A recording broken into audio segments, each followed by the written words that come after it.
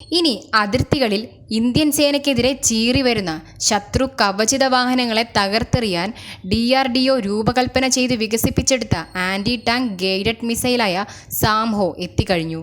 സാംഹോയുടെ പരീക്ഷണ വിജയം ഇന്ത്യൻ പ്രതിരോധ മേഖലയിൽ ഇന്ത്യയുടെ അഭിമാനം ഒന്നുകൂടി ഉയർത്തിക്കഴിഞ്ഞു. 120 mm കാനൻ ലോഞ്ച്ഡ് മിസൈൽ സാംഹോ എല്ലാ പരീക്ഷണങ്ങളും വിജയകരമായി പൂർത്തിയാക്കി ഇപ്പോൾ നിർമ്മാണത്തിന് തയ്യാറാക്കി കഴിഞ്ഞു.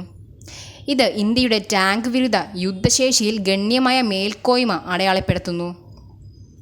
അർജുൻ മെയിൻ ബാറ്റിൽ ടാങ്ക് വികസനത്തിനായി രൂപകൽപ്പന ചെയ്തിരിക്കുന്ന സാംഹോ ആധുനികവും ഭാവിയിലെ കവചിതവുമായ ആക്രമണങ്ങളെ ചെറുക്കും. അതിൻ്റെ semi active laser homing guidance system, reactive കവചം, കഠിനമായ പോയിന്റ് ടാർഗറ്റുകൾ എന്നിവയാൽ ശത്രുവിൻ്റെ പ്രധാന യുദ്ധ ടാങ്കുകളെ കൃത്യമായി ടാർഗറ്റ് ചെയ്യാൻ അനുവദിക്കുന്നു. കനത്ത ആധുനിക കവചിത വാഹനങ്ങളെയും ടാങ്കുകളെയും നശിപ്പിക്കാൻ high explosive anti tank warhead heat ആയുധ സംവിധാനം ഉപയോഗിക്കുന്നു. 2 വ്യത്യസ്തമായ ഫയറിംഗ് മോഡുകൾ ഉപയോഗിച്ച് സാംഹോ ആകർഷകമായ വൈവിധ്യം പ്രകടമാക്കുന്നു. ആദ്യത്തേത് ടോപ്പ് അറ്റാക്ക് ലിഫ്റ്റഡ് ട്രജക്ടറിയാണ്. ഇത് മുകളിൽ നിന്നുള്ള കനത്ത കവചിത ലക്ഷ്യങ്ങളിൽ ഏർപ്പെടുന്നതിന് അനുയോജ്യമാണ്. ഈ മോഡ് 2 മുതൽ 5 കിലോമീറ്റർ പരിധി വരെ ആക്രമണം നടത്തും. രണ്ടാമത്തേത് ഡയറക്റ്റ് പാതയാണ്. ഇത് അടുത്ത ദൂരത്തേക്ക് ലക്ഷ്യമിടുന്നതിന് അനുയോജ്യമാണ്.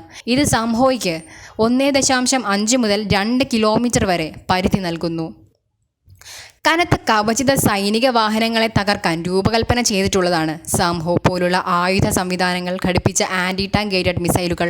സാംഹോ പ്ലാറ്റ്ഫോമിൻ്റെ വൈവിധ്യം ഭാവിയിൽ മറ്റ് കവചിത വാഹനങ്ങളുമായി സംയോജിപ്പിക്കാനുള്ള സാധ്യതയെ സൂചിപ്പിക്കുന്നു. ഇത് ഇന്ത്യയുടെ കരസേനയെ കൂടുതൽ ശക്തിപ്പെടുത്തും. ഇന്ത്യൻ ആർമിയുടെ കവചിത സേന ഉപയോഗിക്കുന്ന T-90 ഭീഷ്മ ടാങ്കുകളിൽ സാംഹോ മിസൈലുകൾ സംയോജിപ്പിക്കാനും DRDO ശ്രമിക്കുന്നുണ്ട്. കൂടുതൽ വാർത്തകൾ അറിയുവാനായി ഈ ചാനൽ സബ്സ്ക്രൈബ് ചെയ്ത് ഫോളോ ചെയ്യുക.